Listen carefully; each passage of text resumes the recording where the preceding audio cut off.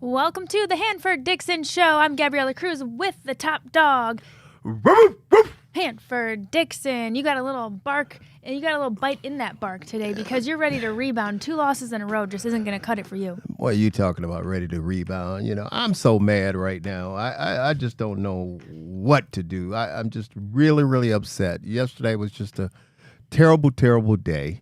And are you going to ask me what did I do yesterday? Well, you always jump the gun, my guy. You're going to be asking yourself. Well, let me tell you what I did yesterday. I'm so mad. I am so mad because the game, first of all, did this happen to anyone other than me?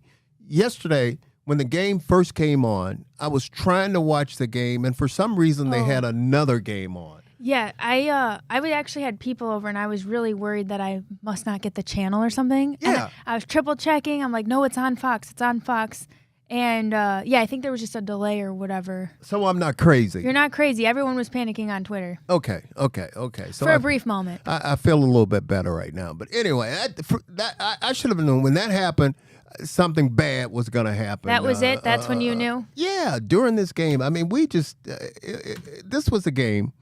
This was a team that I felt like we were going to beat, that we should have beat. And you get that feeling during the course of the game that things are just going right. They're not going the way that we want them to go during the course of this ball game. So I don't know. I was just upset. And then, you know, we got Flacco. I was kind of excited about seeing him and watching him play because he hadn't played in a long time. I mean, you're talking about a guy that was drafted in 2008. He was the first-round pick out of Delaware by the Baltimore Ravens. And I told Ozzie, it's funny, I said, what the hell you going to give us a 38, 39-year-old quarterback? he laughed, but he said, Dick, he said, I'll tell you this. He said he's going to be okay. He's going to play good. And he did coming out of the gate. But then again, later on in the ball game, things just happened. And that was a problem. And you know what I'm going to blame it on, Gab? What's that? I'm going to blame it on, and we're going to get into this because I like our segment that's coming on next. We always have JT on from Montrose, and I'm going to beat up on him a little bit, not just on this Florida State team that didn't get in the playoffs. So we're going to talk about that a little bit with him. But also, it's the defense. Gab, we have to figure out why all of a sudden. Yeah. I mean, number 1 at home, 30th on the road? I mean, what the hell? They always told me defense travels. But, Gab, see, you're a little young. You don't understand when I played. You don't know how good the top dog was. I've heard a lot of stories. Well, you know, with the top from dog, the horse's mouth. Well, I was going to tell you, the top dog don't mind telling you how good he was, and he was a shutdown corner. You were a shutdown corner. You talked the smack, and you talked the talk, but you walked the walk. God damn it, I knew I liked you when I first time I saw you. I knew it right away that I liked I like you, Gab. I had to get on your good side because I got plenty of roasts for you coming. Oh my goodness! But you know, other than that, it was just a terrible, terrible day. But well, do you like Flacco though? Do you like what you saw from him? I mean, he was smooth, comfortable. He targeted 9 different receivers. I mean, he was definitely getting the ball moving. Gab, I liked him. Over 250 yards. I think that was a good typical bet to have had on him. Yes, over the weekend. And I was really excited about watching him. And I was a little surprised though that he started and he played as well as he played. He actually didn't play bad. Obviously, he threw an interception late in the ball game and got those sacks toward the end of the ball game, and then the safety. But other than that, I think Flacco played extremely well. So I'm not mad at him. I'm putting all defense. I'm putting all this shit on the defense because the defense is the way we have to play right now with our quarterback not being there. The defense has to show up, and for whatever reason, obviously, whenever they're on the road, they don't play well on the road, and they have to do better. But a good thing, Gab, we're playing at home this week, so that's good. Absolutely. We've got to take a break, and I'll sneak in a quick apology to our producer. I gave Hanford the green light to just be uncensored today, and that we'd go ahead and bleep him out. Because I saw last show you'd be so in the moment, and then you'd try to take back your I'm like, full send. We'll bleep you later. But thanks for watching. We'll be right back with our Montrose Take of the Week. Welcome back to the Hanford Dixon Show. We are joined now by JT of Montrose Auto Group. We always get his fan reaction. And Hanford, what do you want to ask JT off the rip? Well, first of all, I'm laughing because, you finally got JT's name right. Oh, here we go. Hey, JT. Here we go. JT, I know. I go after every week. You know about your name. She finally got The first 4 or 5 weeks, it was JT of Montrose, JT Montrose, John Montrose. Right. Hey, it's all right. Montrose is the company that I represent. Listen, I'm it's getting all the name recognition out there possible, you guys. Right? Well, JT of Montrose Auto Group. I thought we said that's works. cool. That works right? well, Gab. Or if you want to mix it up, it's John Thompson of Montrose Auto Group. I'll give you whichever one you want. What's your middle name? Michael. Let's work it Michael. Yeah. John We can Michael work it all Thompson. in. JT JMT of Montrose Auto Group is with us. well, you know where that Michael came from, right? Yep. What's that? That's from his dad, Yep. who is the master. He is the master. Now, that's my buddy. That's That's your friend. longtime buddy. That's my buddy. My father and Hanford go Yeah. back 35 plus years of friendship and, Brown's hardships and everything else. That really does glue you together. Stop it! God damn it! Stop it! JT, Yeah. big dog. Yes, sir.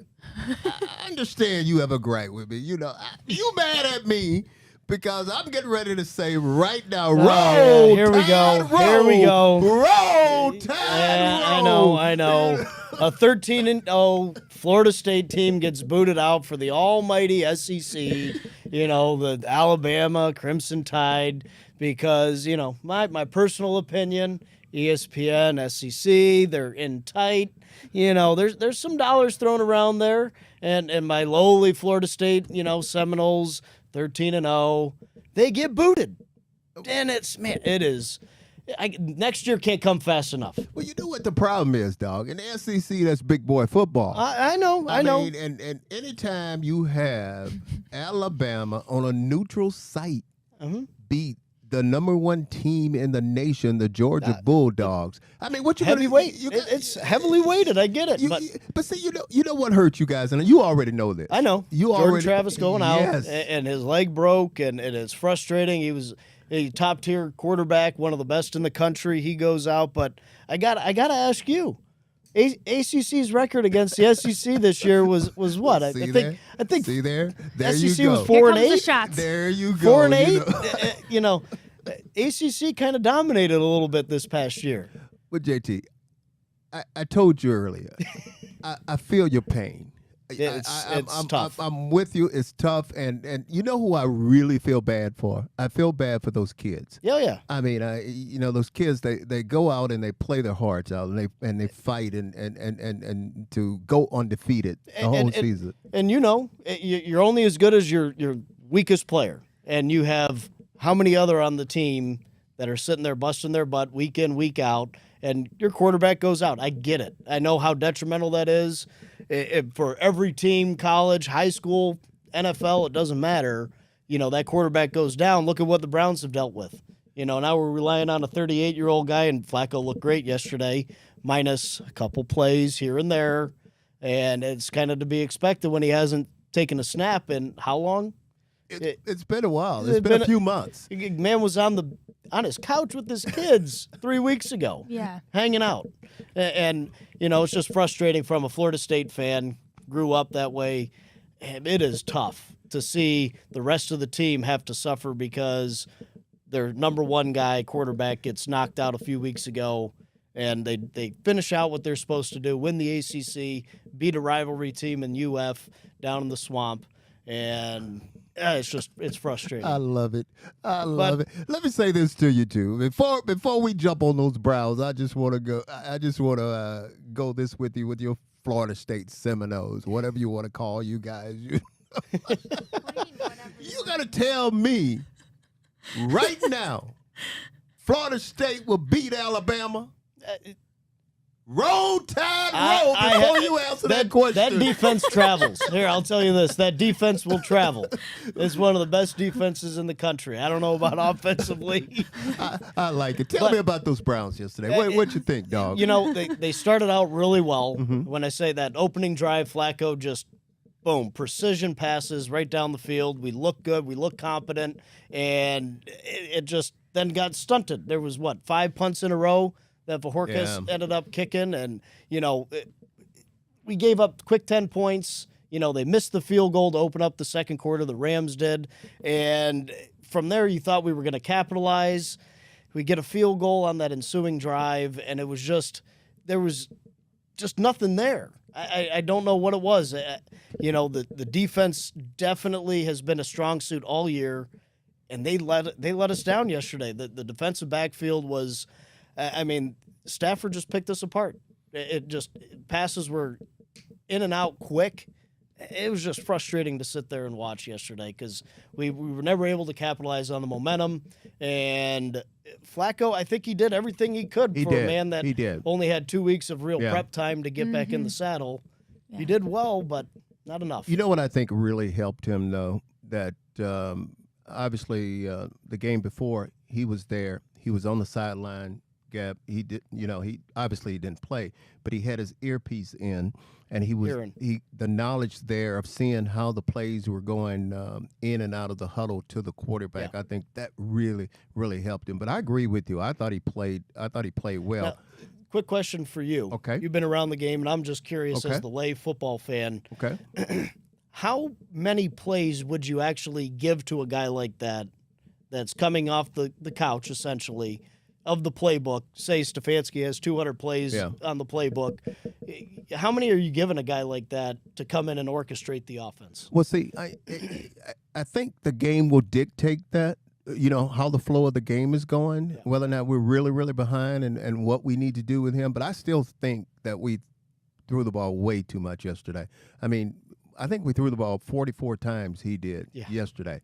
44 times. That's a lot. And with the running attack that we have, I just would have liked to see us run the ball a little bit more. You got to get those 3-4 yards on first down, put us in a good position, and that wasn't happening. Well, big dog, tell me about Montrose Auto Group. What do you have going? Well, Montrose, excuse me, Hanford. It's a new month, December. Actually got a lot of new incentives in. A lot of the manufacturers are pushing a 1.9% APR, a 2.98% APR from our Chevy store to our CJDR store, Chrysler Jeep Dodge Ram. Kia just came out with some really good incentives, really good lease programs, and Ford's got some good interest rate offers with Ford Motor Credit right now. So really excited. We're going to have a good month this month. And check out all our inventory at GoMontrose.com. Well, tell us where all the stores are located. So we've got our Ford store is in Fairlawn, Ohio. We have a Chrysler Jeep Dodge Ram and Chevrolet GMC store out in Ashtabula County. And then we have a Volvo Land Rover Jaguar store right in Parma, Brooklyn, Ohio, right off Tiedemann and Brook Park Road. Then we have our GMC and Nissan store in Hermitage, Pennsylvania. And then our Kia store is out in Sheffield Lake. Well, JT, before we let you go, I have a question for you. A lot of times when people come in looking for a car or something, they want to talk to the man. Right. Is it okay if they just come and talk to you? Absolutely. Tell them to come and find you. Hey, all they got to do, send an email to marketing@gomontrose.com. Comes right to me. So, my man. Pretty simple. Hey, did you get a new haircut? I did. It looks spiffy. I got sport clips. I'll give them a plug. Wow, how about it? Well, you're looking spiffy. What the hell? You never tell me about my haircut. I was not going to say anything, but I feel like you need a little hairspray today. He does. Some people say I'm no good. He's got that Gillette. Crazy as can be. I get drunk in the morning. I get stoned in the afternoon, but I ain't asking nobody for nothing. If I can't get it on my own. Go ahead. You don't like me take the way I'm living. There. Leave the short hair country boy alone. Thanks, JT. Thank you, guys. JT, thanks so much for coming in. And on that note, literally that high note, we are going to take it to break.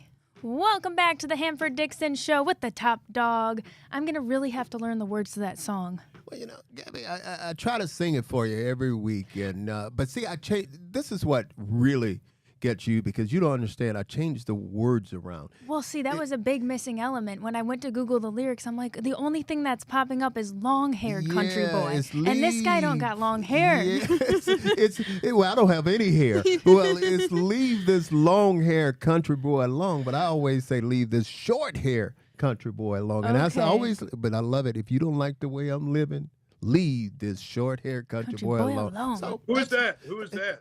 well, let's bring in our third guest so he can roast you just as much. all right. We're bringing you on. Please welcome. We're joined by Ohio football legend Robert Smith. Let me rattle off this resume really quick because we have so much to talk about. But two-time Mr. Ohio, Big Ten Freshman of the Year, first-round draft pick by the Vikings, which you had a very successful 8-year NFL career with, two-time Pro Bowler, All-Pro, and now an NFL analyst on Fox Sports.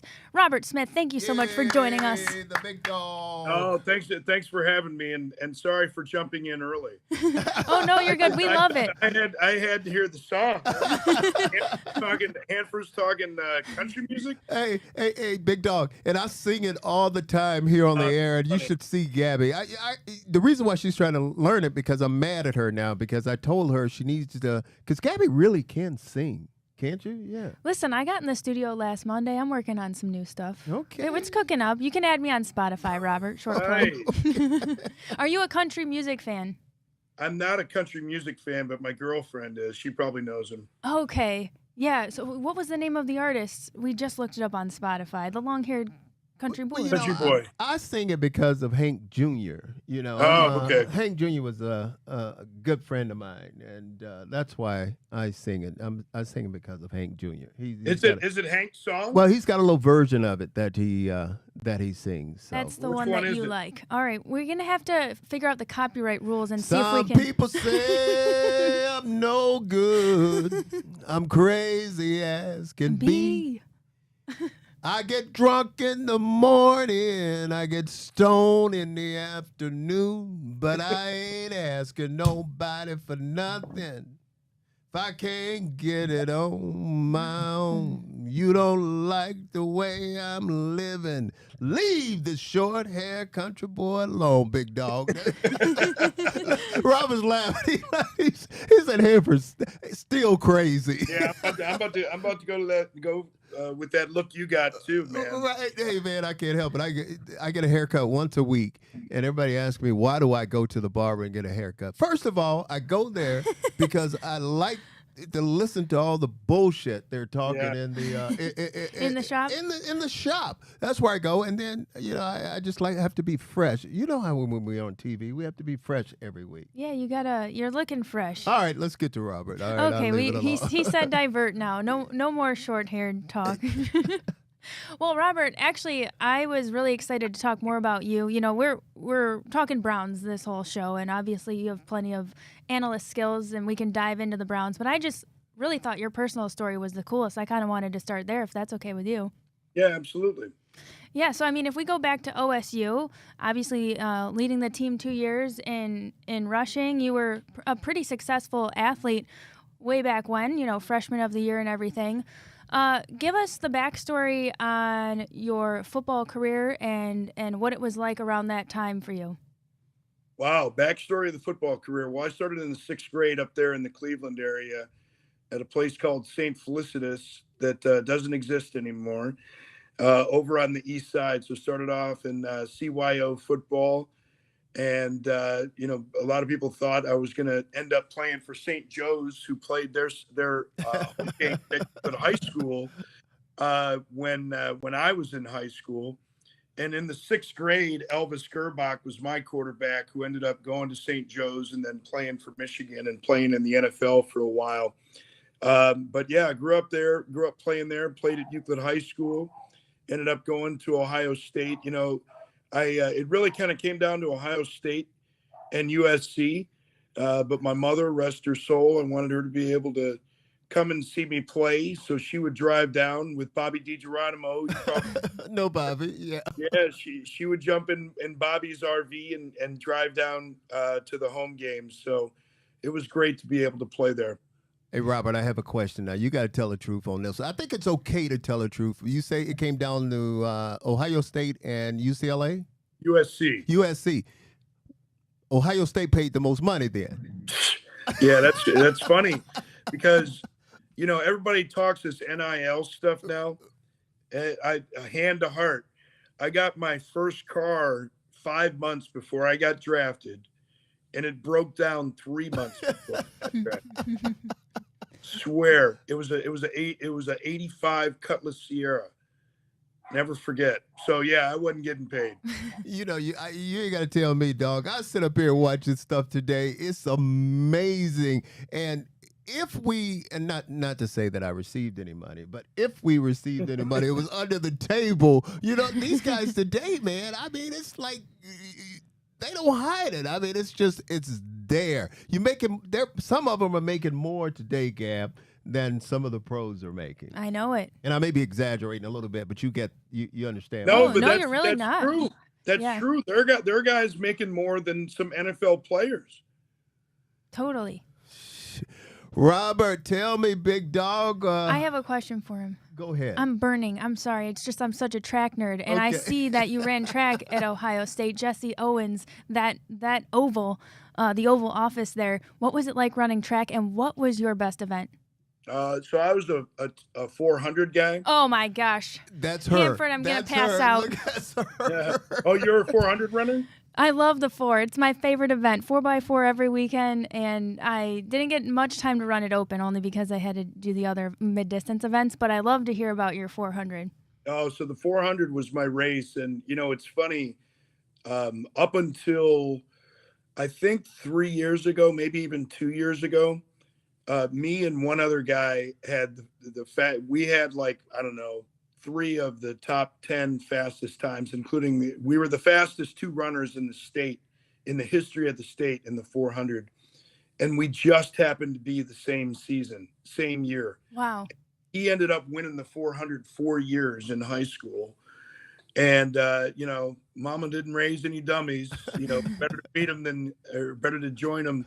If you can't beat them. So we both ran together at Ohio State, and we actually won the NCAA 4x400 in 1993. We beat Baylor, and that was like a month after I got drafted. So it was a pretty cool time. But yeah, I always loved the 400 and the pain of the 400. I know it. People don't get it. You love the pain of the 400. You either love it or you're not. So were you somebody who started off early, maybe in your younger days, as a true sprinter who went up to the 4, or were you someone who started out in mid-distance and dropped down to the 4? Because usually it's a lot harder for a sprinter to move up to the 4. Usually they hate the 4, which is why I think it's kind of cool you love it. Yeah, it was always my race. Once they started running, I don't think they ran it before like the 7th grade, so you couldn't run it. But, I started off as a 100, 200 guy, ended up in it. But thinking about my track career, I didn't have the foot speed for the 400 guys. I probably should have been a middle distance guy. I ran the 800 one time in an actual meet in high school and ran, under 154. So that really would have been my race. I qualified for the Olympic trials in 92 in the 400, but I mean, you know how track is. I mean, it's such an elite sport. I decided to go back and just train for football for what was going to be my last season at Ohio State. So I didn't even go to the trials, which is kind of a regret, because when I was a kid, I started off in track 100, 200, doing the long jump, dreaming about running in the Olympics. But, football was a much more viable career for me. Well, I have to tell both of you guys this. I ran track for about a day. When they gave me that program and said what I had to do, I said, I think I'll pass on this one. I wanted no part of it. Big Dog, let me ask you a question. Ohio State right now, obviously started off good until they played Michigan, lost the big game. there's a lot of people that want Day's head. I mean, what the head coach? Everybody's upset with him. What's your thoughts on that whole situation? Because I think he's lost to Michigan. What, the last 2 or 3 years? Three in a row. Ooh, ouch! What's your Yeah. thoughts on that?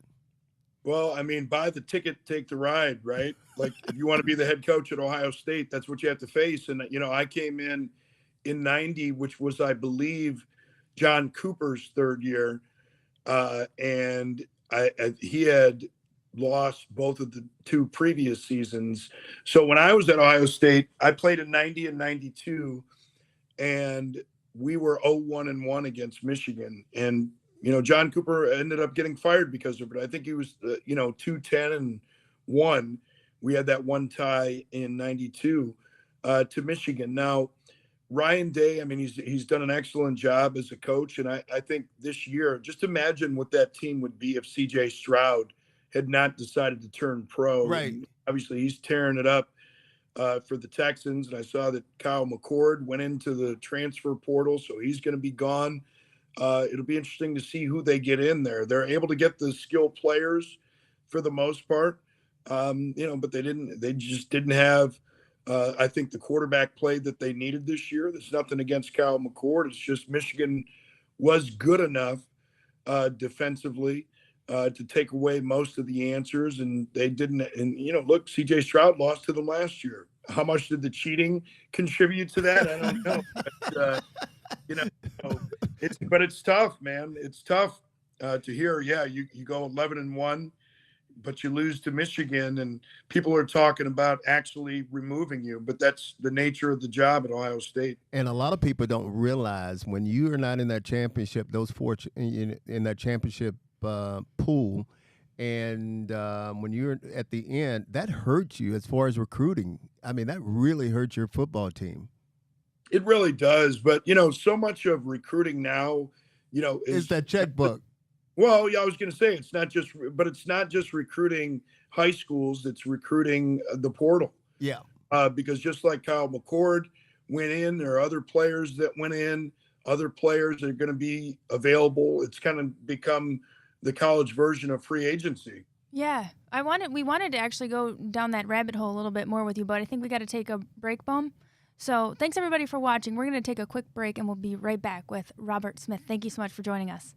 Welcome back to the Hanford Dixon Show. We've got the top dog, and we are joined by a very special guest. We are welcoming in Robert Smith. It's been a joy to chit-chat. And real quick, we happened to notice, well, our producer did, who is a big music guy, by the way, that we've got Jimi Hendrix up there in the corner. Yep, we got Jimmy. Oh, am I pointing the wrong way? There you go. It's like a green screen. You got it. Yeah, the kids are over there. Uh-huh. So is that the show you were saying? Well, we got to ask him about, because he was talking about it, the 3 shows that he would like to. Yeah, so that's your show that if you could go back, that was the one that you would have wanted to be at. Yeah, I would have liked to have seen Jimi Hendrix, but I would have liked to have seen the Doors. And I never did. I know that they were around, but I never got a chance to see Pink Floyd. So my man. Yeah.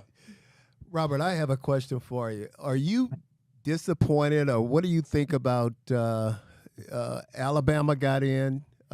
Florida State didn't get in. Obviously, Michigan's number 1. You got Washington and Texas.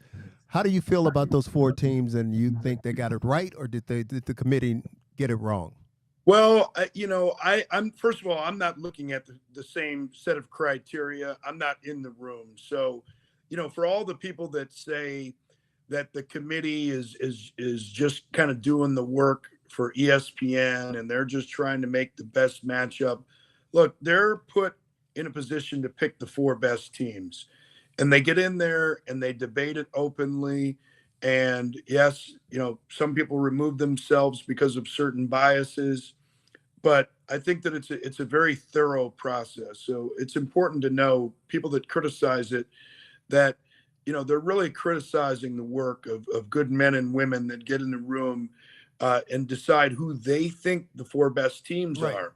They're not asked who the 4 most deserving teams are. They're saying who are the 4 best teams, and if they're making that assessment based on wins and losses, who's who that team lost to. And of course, Florida State didn't lose to anybody. But who did they beat? Yes, they beat LSU and Florida out of the SEC, but both of those teams had their struggles. But on the other side of the ledger, you can say Alabama should not have beaten Auburn. Watch out. Be careful now. Be careful now. Roll Tide. Hey, be careful. hey, but I mean, that could be the argument. But it's hard for me to sit here and say Alabama isn't better than Florida State and wouldn't win a head-to-head match. I can't say that. So I can't say that it's automatically wrong. Because honestly, like I haven't looked at all of the different metrics and, top 25 wins and all that kind of stuff. But it's hard for me to sit here and say Florida State, because they're undefeated, automatically should be in. Well, I'm on the same page as you are, and who I really feel bad for is the kids. I mean, I really feel bad for those kids, but I think what hurt Florida State guys is TCU. Last year, obviously TCU beat Michigan, but when they got in the championship game, Georgia just pretty much destroyed them, and it was obvious they were not one of the best teams. And I think the committee got it right. Doug, let's jump to the pros real quick because I know we don't have you long, so we're going to take advantage of this knowledge that you have. Have you watched? Obviously, I know you watched the Cowboys. You're there in Texas. But you get a chance to watch our Cleveland Browns any at all? Yeah, it's been a few weeks, but I saw DTR went in there and had his one big win. His thing at UCLA was the same thing, in the pros. He'll take some chances, man, and some of those chances end up going the other way. But they say that about rookies anyway, right? Like, yeah. Herm Edwards used to always prepare his defense. He said, look, man, young quarterbacks, they throw the ball to the other team. Like, that's what they do. Like, don't pout about it.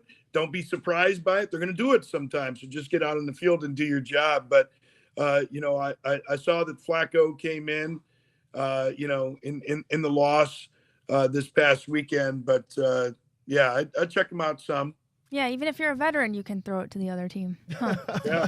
You were so successful at your position. Why do you think the running back position has become devalued in today's NFL? And do you see that trend continuing? When people say devalued, I mean, it has been devalued to a degree. And it's just, there are two things really. The way that the passing game is, the rules, as Hanford knows all too well, the rules have really favored offensive passing. And so the quarterback play, the wide receiver play, the guys that protect the quarterback, their pay has gone up. But what you've also seen with the number of carries going down for running backs, part of it is that there are more rotations. Guys aren't being asked to carry the ball as much because the offenses just aren't geared to run the ball as much, or they're not designed to run the ball as much. But in the interest of trying to keep backs healthy, and Cleveland knows it all too well with the injury to Nick Chubb, that running backs get hurt. It's what happens. It's just a question of time. And so you rotate those guys in more. And because you need more running backs on the roster, you just don't see running backs, unless you're talking about a Christian McCaffrey or an Alvin Kamara, Austin Eckler to a lesser degree, guys that are true 3-down backs that are in there. They can pass protect. They can get out on routes. They can line up as wide receivers. You just don't see as many of those guys. Was that a factor for you when you were retiring? Was that a big thing that you were taking into consideration to protect your body longevity-wise? Oh, no question. I tore my ACL. It's almost, what is today? Today's the 5th, isn't it? 4th. Today's the 4th. Tomorrow's my 30-year anniversary of tearing my ACL, my rookie season.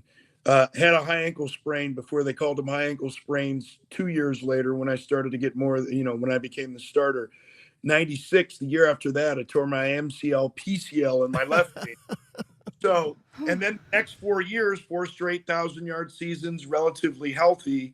But I needed 2 knee surgeries, including a knee surgery after my last season in the league, which is the only season I didn't miss any games. And so there I was after my last season, hadn't missed any games, still needed knee surgery. I was just short of my 29th birthday. It was like, if I keep doing this, I'm going to be a 45-year-old knee replacement guy. And here I am at 51.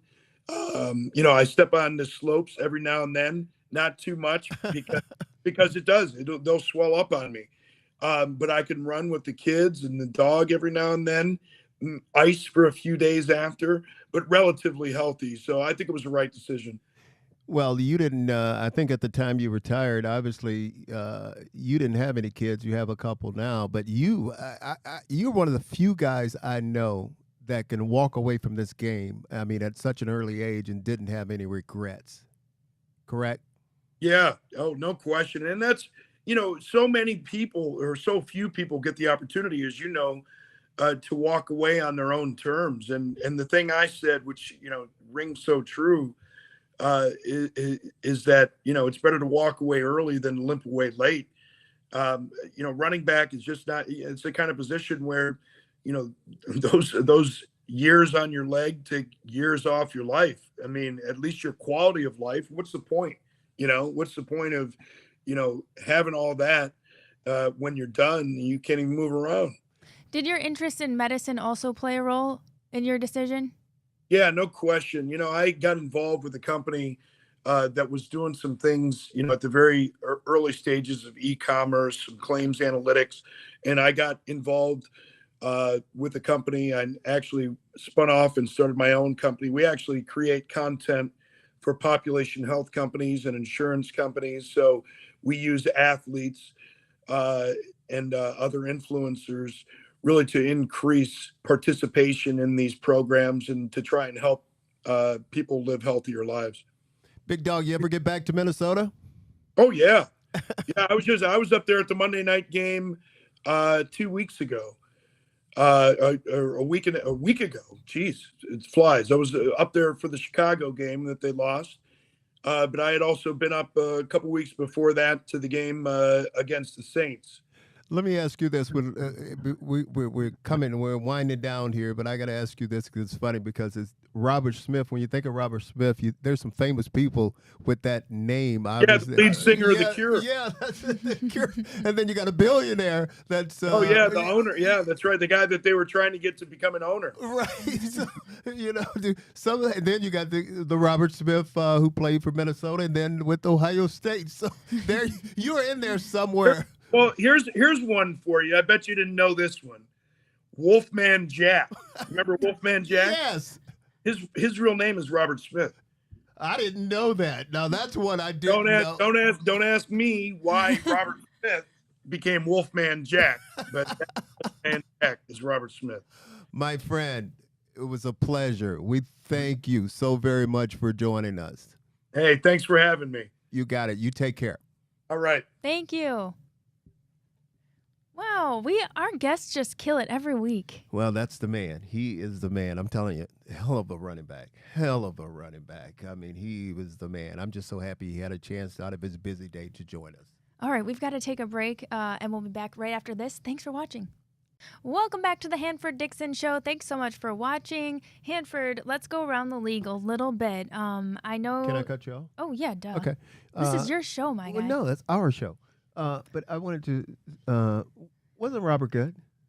He was incredible. I mean, he was, and you had some really good questions for him. I enjoyed listening to the questions you were shooting at him. I was as soon as you asked the question, I was waiting on his answer. So I blush when you try to compliment me on air. All right, go ahead. All right, no more. I'm as red as the Chiefs, a Chiefs jersey. That's my segue for. Okay, what did you think? Was it pass interference on this play that kind of circulated around Twitter, with the Green Bay defender? I knew you were going to ask me that. Trying to, let's see who this was. Valdez Scantling, and then Valdez Scantling. I could tell you this, Gab. Me being a defensive back. Valentine. That's me being a defensive back or corner. I really, I'm glad he didn't get the call because a lot of times. I think those calls will balance themselves out throughout the course of the ball game, but that was definitely pass interference. I mean, that was definitely pass interference. That would mean no doubt. Sometimes I wonder, I could talk about the officials. I mean, if I was still playing, there's no way I would say this about an official because they will fine you big time. But I don't know what they're looking at, and there's certain things that you have to be able to look at and go back and take a look at and to decide because, you know, that was a crucial play at a crucial time during the ball game. And who knows, maybe that would have helped Kansas City win the ball game. But to answer your question, yes, that was pass interference. I had to get a cornerback, a true legendary cornerback's opinion on that. Okay, I know we've only got two minutes left here, but Eagles 49ers. The 49ers just roundhouse kicked the Eagles. What did you think of that? What was the final score? Like 40-something to 19. I didn't get the... I have to do a quick Google. That's crazy. That's when I really miss football. That's when I really miss playing in the National Football League, when you have a game like that. Those are games that you just want it. I mean, everybody, every single play. You know, in a game like that, you don't take a play off anyway, but you make sure everybody knows before that game you don't take a play off, because there were like little fights going on all over the field, and they were just all in each other's grill, in each other's chest. I really missed that. I thought that was the most exciting game yesterday out of all the games, the San Francisco. And I was shocked, though. Brock Purdy is playing right now really at an extreme high level, but I didn't know they were going to beat Philadelphia like that. I just did. And now they turn around. Philadelphia's got another tight one coming up, I think next week or next Monday night. They have to play Dallas. I don't know where that game is, but they're playing Dallas. So it's getting interesting right now down the stretch. Yes, Ravens had a bye, and even if we look ahead here, we've got the Jaguars at home. How about some thoughts on this game coming up and what we're going to really need to rebound? I think it should be easier for us at home based on our track record. But yeah, we play a lot better at home, and that's why the game Sunday was just a crucial game for us against the Rams. I mean, that's a weird game because Pittsburgh lost. I mean, they lost. They got beat by Arizona, and the Ravens had a bye week, and I don't know. It's and it's not. You're right. It's not going to be an easy game because Jacksonville right now is playing at a high level gap. Absolutely. It looks like we've got to take another break, our final break of the show. We'll be back with our final thoughts. Thanks for watching the Hanford Dixon Show. Welcome back to the Hanford Dixon Show with the top dog. Well, when you're having fun, time flies. It really does. Time flies. I really enjoy this show. Fly with you, like an eagle. You know that one, don't you? Yeah, I know you know that one. I'm the worst because I don't ever know all the words to something. I freestyle all the time, and my friends are like, "That's not the words," and I'm just like, "I'm doing my own interpretation." Gabby, what's your Instagram? I always try to find you on Instagram. Are you silly? What is it? Gabriella Cruz. Okay, I just want to make sure. Oh man, you really got to figure out how you can work your iPhone. Also, this isn't anything we prepared for this final minute of our segment. I forget what I'm even supposed to ask you. Okay, Flacco. All right, so are you comfortable with Flacco moving forward?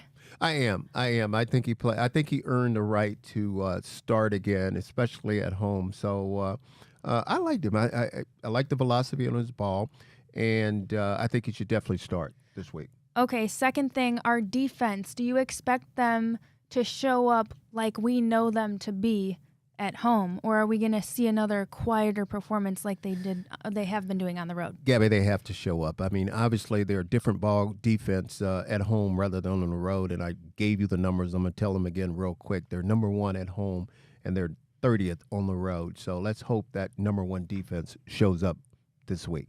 I say we wrap up on our handshake. This is a good question to see if you. What about the game? Who's gonna? Okay, you who do you ask think? me real quick. I have 5 seconds. Who do you think's gonna win? We know who we want to win.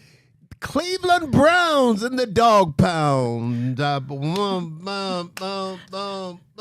the elbow up top. Do the bark. Thanks for watching.